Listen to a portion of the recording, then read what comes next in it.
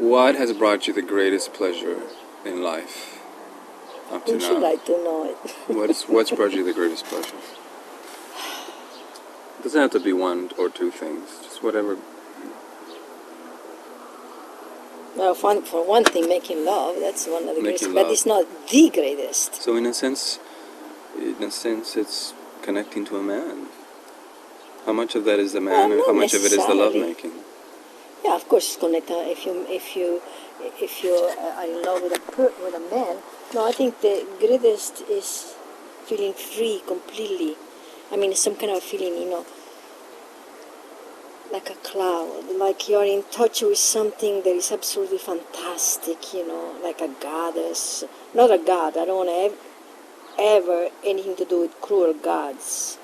And is that what making love is? Is a sense of freedom and complete liberation and openness? When it can be that way, then it becomes fantastic. But most of the time, you cannot be free in making love. In a sense, your body is. Isn't that the ultimate freedom, to be free in the context of another? The ultimate freedom. Well, you cannot make love to someone you can't. Not necessarily. Intercourse is a fantastic thing, of course. It's very pleasurable. What's the difference between making love and having and masturbating? Of course, there's a big difference. Porca miseria. I mean, if you can see the difference. I mean, you contact yourself, but you also make love with another. Where you contact the energy. It's a different things, and it's not something. I mean, besides sacred and fantastic. I mean, when it's that way, it's making contact with another person, because you never really know man as much as you know him. When he's gonna have an orgasm, or when he's making love in certain ways. What's the closest thing you've ever come? Being with a man without having an orgasm and still feel like you made love. Is that possible? Of course it is. It is? So what makes it possible that you feel like you made love to someone without having an orgasm or have sex with that person? Well, for one thing, a person always wants an orgasm. That's a fantastic, wow feeling, But it's sometimes it's disappointing. Well, of course, between a man or a woman. For me, I was never disappointed about my own orgasm. I was disappointed about men's orgasm. Bang, well, thank you, man, and that's it. Oh, looking at this thing, it's kind of scary, this cactus. Yeah, it looks like a phallus, doesn't it? It's like that, even the head. Yeah, I know it. That's him. That's a little spirit. Oh, I see. All to the garden there are fairies. I know you don't believe this thing. You think your children believe, but plants and things have a kind of your imagination makes it into a form. Otherwise, you cannot imagine just energy. I respect that. I completely believe in that. I feel like there is more to life than the things that we see. But that's the wonderful thing about our imagination and our minds, is that that's creation.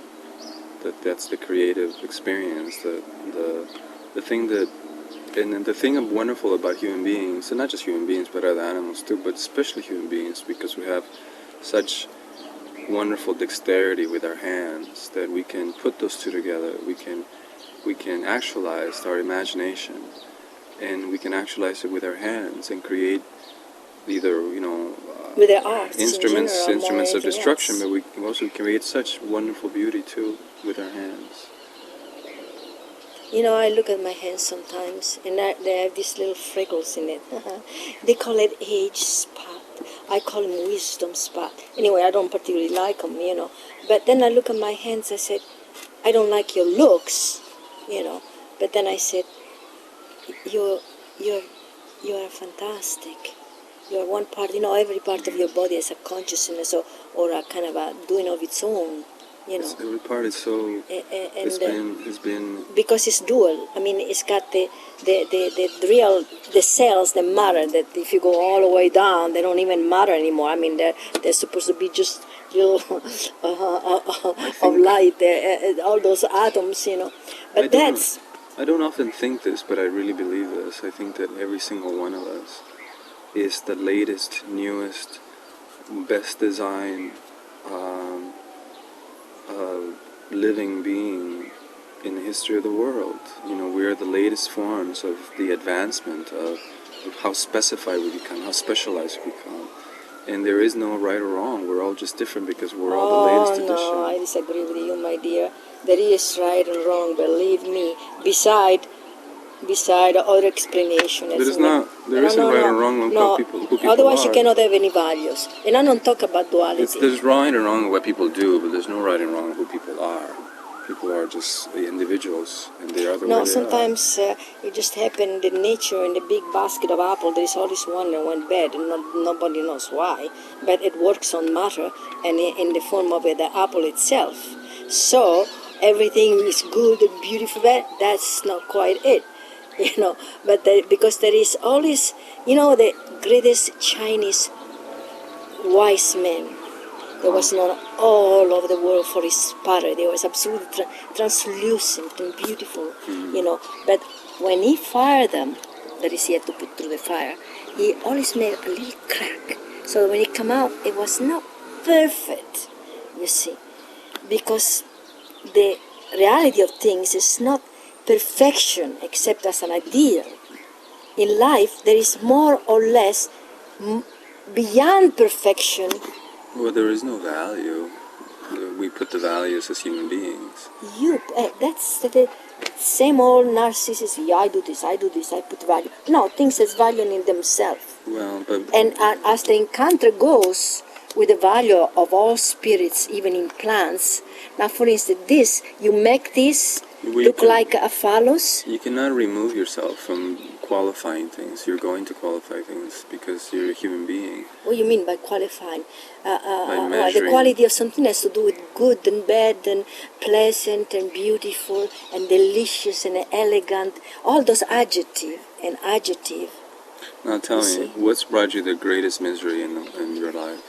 The greatest misery? Okay. What's brought you the greatest misery? Well, somebody that suffered physically, helplessness, meaninglessness, pain. What's brought you that? Pain? Physical pain? See, after I come out of the operating room, I said I was crying for morphine. It felt like thousands of demons were sitting on my chest with big lungs doing this, and I saw it visually, in my vision. The pain transformed itself in visual, because the abstract thing that you cannot see transforms itself in visual, especially in an artist, beside, everybody in a sense. And it was so painful. And I was so and then when I see bodies being mangled and things, like this thing in TV, being blow up and everything, nobody ever show any pathos, any pains. It's just like, a cartapesta. It's like a cartoon. Just people sort of things, alive and dead. There's no suffering. And that to me is frightening. When I'm going to be an old woman, which I'm not, by the way, I am just in my middle age. A little before that. I stopped when I was 45, and time stopped for me. I still can't believe, Tom, you ate your food, and he took the book, you never brought it back. Tom? That's their asshole. Of course, I have to call him. He's the cheapest person I've ever known. He says, are you Tom? Yes, I'm the parapsychological poet. Says, well, would you please bring the book back?